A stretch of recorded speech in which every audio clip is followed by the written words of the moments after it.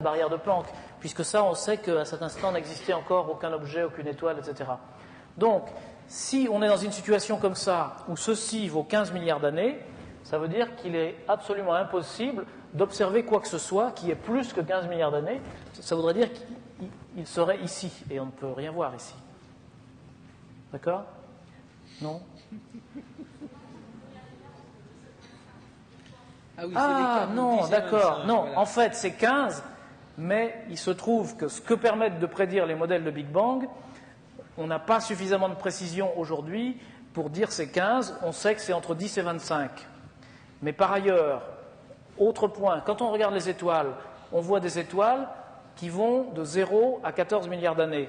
Donc, on se dit, c'est ce 14-là, il tombe bien dans la fourchette entre 10 et 25 du Big Bang, et on va se dire, le Big Bang, c'est 15, enfin c'est 14, pardon. Vous voyez le raisonnement ou pas? Oui, d'accord. Bon. Monsieur, avant-dernière question. On m'entend, oui. Oui, oui. Ce Big Bang, il s'est produit qu'une seule fois. Bon, ça paraît assez étonnant. Est-ce que dans l'univers, il ne pourrait pas se reproduire une deuxième fois? Et comment ça rendrait compte? Est-ce que quelque part... Non, mais... Il s'est produit une fois, c'est quand même étonnant. C'est une très bonne question. Mais l'univers s'étant étendu à 15 milliards d'années-lumière ou 20 milliards d'années-lumière, pourquoi n'y aurait-il pas dans un coin de l'univers, quelque part, un nouveau Big Bang? Ça, personne n'est peut-être capable de le dire. Bon, alors, je dirais, de toute façon, cette question-là, on ne peut y répondre que si l'on a une théorie, une super théorie dans le sens que je disais tout à l'heure. C'est-à-dire, si on veut dire, en gros, ça revient à poser la question pourquoi le Big Bang se produit, ou s'est produit, et comment il s'est produit. Et donc, comme je vous le disais, on ne peut pas répondre à cette question. Dans le cadre du modèle de Big Bang, il faut avoir une théorie qui permette de voir les choses de plus haut qu'on n'a pas encore. Bon, cela dit, il n'empêche que même si on n'a pas une théorie bien précise, il y a effectivement beaucoup de gens qui se posent cette question.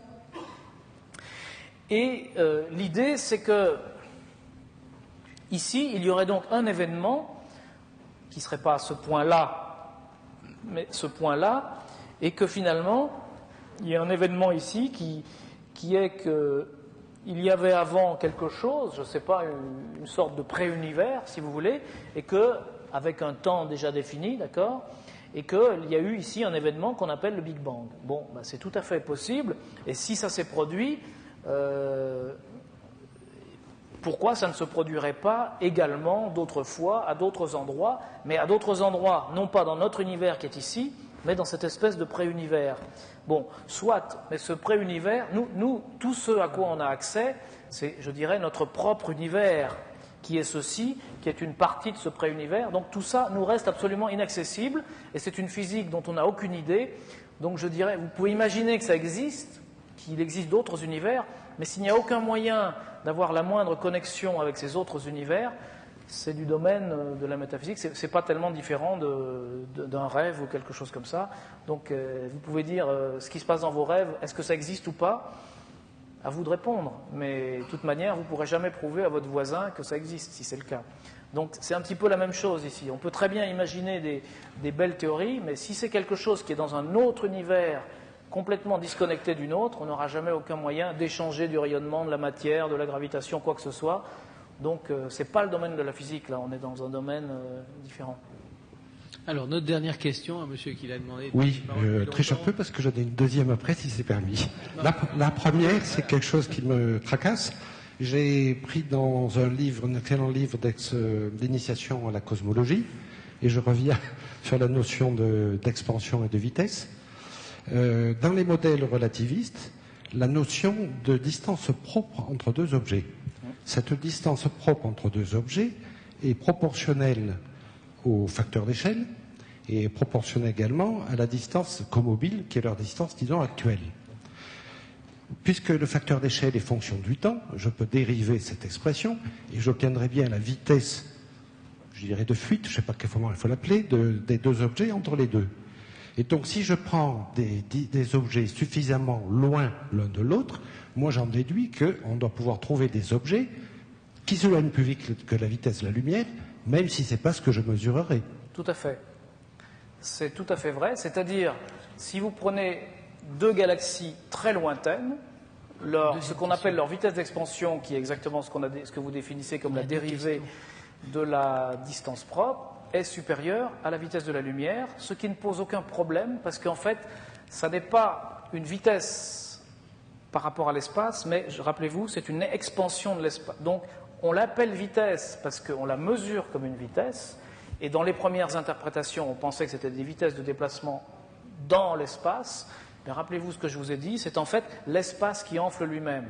Donc c'est comme si vous gonflez un ballon avec des points noirs dessinés au feutre dessus. Vous allez voir que vous gonflez le ballon, la distance entre les points augmente. Et pourtant, les points, ils n'ont pas de vitesse. Même si c'est des fourmis qui ne peuvent pas se déplacer à plus de, je ne sais pas, mettons 1 cm par seconde, si vous gonflez le ballon suffisamment vite, les fourmis, elles vont se déplacer à 1 mètre par seconde. Ça ne viole pas cette interdiction qu'elles ont de se déplacer 1 cm par seconde. Bon, l'analogie est un peu grossière, mais... Bon, alors, toute dernière question. Toute dernière, c'est promis. La dernière, de toute façon, c'est pas vraiment une question, c'est un étonnement, parce que la relativité nous avait fait disparaître la notion d'éther. Et nous avait également fait disparaître la notion de temps absolu.